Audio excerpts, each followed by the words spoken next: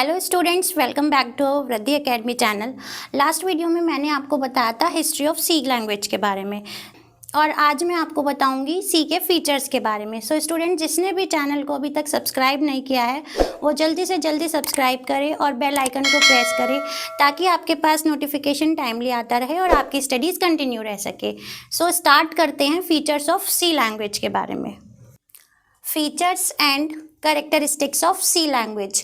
तो सबसे पहला फीचर क्या है हमारा, सी लैंग्वेज कैसी है हमारी, सिंपल है। अब लैंग्वेज है कोई, हमारी प्रोग्रामिंग लैंग्वेज है, हमें कोई भी प्रॉब्लम दी जाती है, हमें उसका सॉल्यूशन फाइंड आउट करना है, तो हम सबसे पहले क्या करते हैं, वो सिंपल कैसे बनती है। कोई हमारे पास प्रॉब्लम आई, हमने उसको जब ब्रेक कर दिया पार्ट्स में और डिवाइड कर दिया, एलोकेट कर दिया अलग अलग मेंबर्स को, तो वो हमारा क्या हो जाता है, सिंपल हो जाता है। कोई भी प्रॉब्लम है वो हमारी सिंपल हो जाती है और हमारी फिर वो सॉर्ट आउट जल्दी होती है। देन हम उसको मर्ज कर देते हैं सॉल्यूशंस को।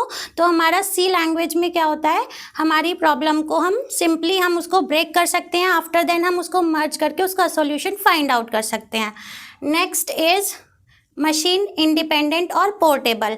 अब कोई भी चीज़ मशीन इंडिपेंडेंट कैसे होगी, मींस एक मशीन पे हमने कोई प्रोग्राम बनाया है तो वो उसी पे रन करेगा क्या, नहीं। वो हमारा सी में क्या होता है, हमारी मशीन इंडिपेंडेंट कैसे होती है, बस हमारे पास उसका क्या होना चाहिए, हमारे पास उसका टेक्स्ट एडिटर होना चाहिए।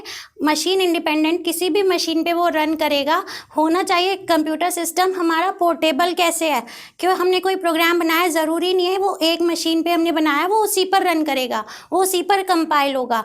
हमारा वो किसी और मशीन पर भी रन कर सकता है, किसी और हम उसको कहीं पर भी रन करा सकते हैं, अपनी प्रॉब्लम का सॉल्यूशन को कहीं पर भी हम उसको रन करा सकते हैं। Then next third point is mid level programming language. अब सी लैंग्वेज को हमारी मिड लेवल प्रोग्रामिंग लैंग्वेज भी कहते हैं।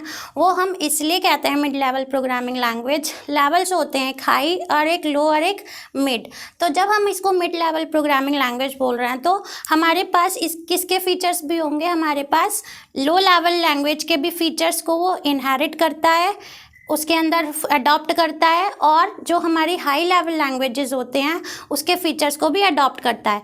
तो सी हमारा मिड लेवल प्रोग्रामिंग लैंग्वेज इसलिए कहा जाता है क्योंकि हमारा वो दोनों लैंग्वेजेस हाई और लो बोथ लैंग्वेजेस के प्रॉपर्टीज़ को इनहेरिट करता है। Fourth one is structured programming language. अब कोई भी हम स्ट्रक्चर्ड क्यों कहा गया है, क्योंकि हमारे पास कोई एक प्रॉब्लम है, जैसे कि मैंने आपको बताया हमारे पास एक प्रॉब्लम आ गई, तो हम जब उसको ब्रेक करेंगे तो ऑलरेडी उसको एक स्ट्रक्चर देंगे। जब हम उसको ब्रेक करेंगे हम उसको एक स्ट्रक्चर में देंगे, एक फॉर्मेट में देंगे, मीन्स टॉप टू बॉटम होगा। वो स्ट्रक्चर कैसा होगा, टॉप टू बॉटम अप्रोच होगा।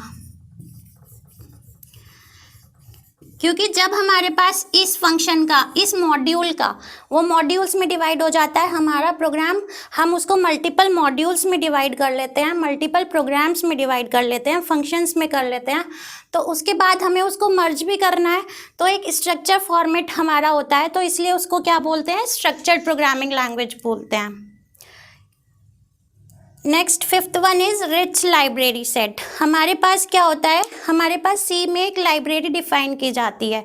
जब भी हम प्रोग्राम बनाते हैं तो सबसे पहले हम उसमें क्या कराते हैं, फाइल्स को इंक्लूड कराते हैं। अब वो कौन सी फाइल्स होती हैं, उन फाइल्स के अंदर हमारे फंक्शंस होते हैं जो इनबिल्ट फंक्शंस होते हैं, जैसे कि हमारे printf, scanf, get C H, clear screen, ये सारे फंक्शंस कैसे हैं, फ्री फंक्शन। बहुत सारे फंक्शंस हमारे ऐसे हैं जो ऑलरेडी प्री डिफाइंड फंक्शंस होते हैं, जो हमारे किस में डिफाइंड होंगे, एक लाइब्रेरी में। अब फॉर एन एग्जांपल, आप स्टूडेंट्स हो, आपने कॉलेज में या स्कूल में एडमिशन लिया है, तो आपके पास लाइब्रेरी होती है। वहाँ पर वो लाइब्रेरी किस लिए होती है, आपको बुक्स प्रोवाइड की जाती है। आपको नॉलेज कहाँ से गेन होगी, आपके पास मतलब सब्जेक्ट्स की अलग अलग बुक्स होंगी। तो ऐसे हमारे पास हर एक फंक्शन के एक लाइब्रेरी सेट बना दिया जाता है जिसको हमें इंक्लूड करना होता है सी फंक्शन में।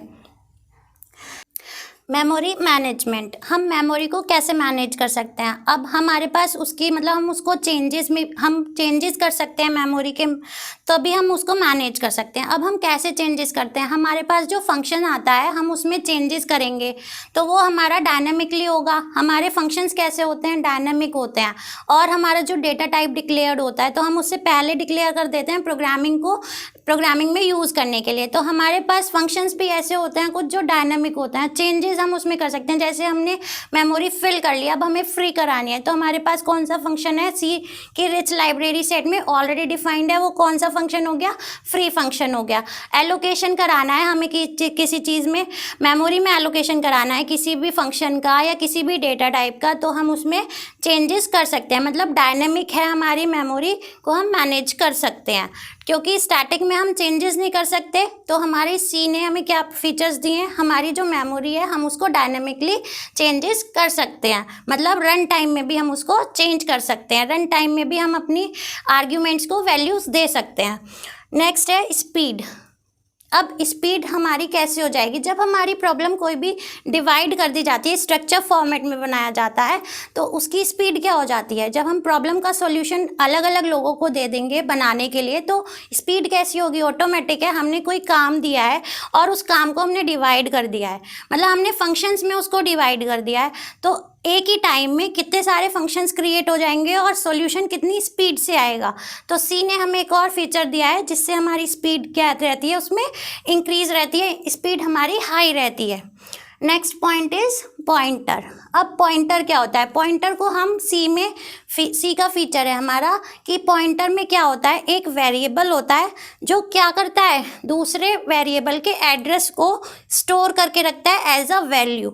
मीन्स एक हमारे पास वेरिएबल हो गया, एक बॉक्स हो गया है, इसमें जो भी हम चीज़ स्टोर करेंगे वो किसको रेफ़र करती है, दूसरी मेमोरी के एड्रेस को रेफ़र करती है। तो ये क्या करता है, पॉइंटर हमारा एड्रेस को स्टोर करके रखता है of the another variable as a input value.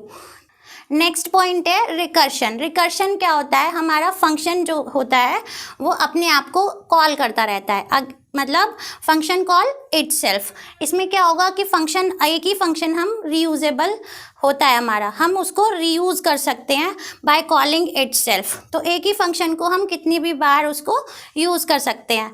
ये नहीं है कि हमने एक बार फंक्शन को बना दिया है और फिर हम उसको कहीं और किसी और प्रोग्राम में यूज़ नहीं कर सकते। और रिकर्शन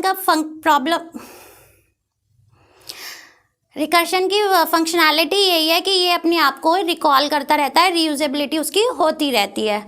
अब है एक्सटेंसिबल। एक्सटेंसिबल मीन्स हम अपने सी के फीचर्स को और ऐड ऑन कर सकते हैं, अपने फंक्शंस को क्रिएट कर सकते हैं।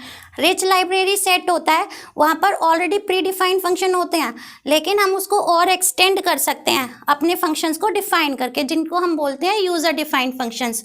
और सी हमारा क्या करता है, जो भी नया फीचर आता है उसको अडॉप्ट करने की अवेलेबिलिटी रखता है, उसको अडॉप्ट ईजीली कर लेता है।